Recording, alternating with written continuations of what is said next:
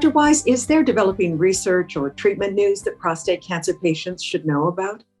In terms of other research, I think where we're seeing a lot of excitement is in boosting the treatment at the time of initial diagnosis for men with metastatic prostate cancer, right? So what we found is that for prostate cancer, and this has been true for some other cancers, but not all, it seems that when we use our best treatments early, we get a greater and greater return. We get a greater and greater durability of our effect and a more prolonged benefit of treatment effectiveness, of quality of life preservation, and of lifespan.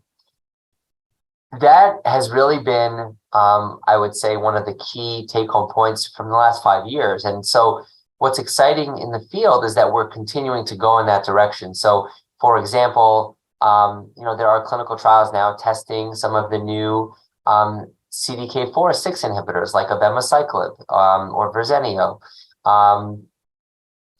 which is a clinical trial that we have here for men who are initially diagnosed. There are clinical trials testing lutetium, PSMA 617 at the time of initial diagnosis rather than waiting until treatment resistance develops. I think it's a principle that's emerged. I don't know that I would call it a law.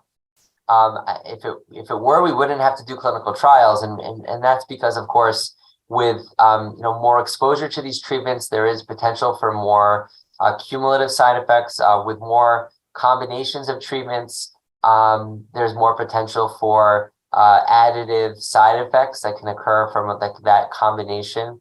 And so we need to see and really prove to ourselves that treating earlier is better than treating in a one treatment at a time sequential approach.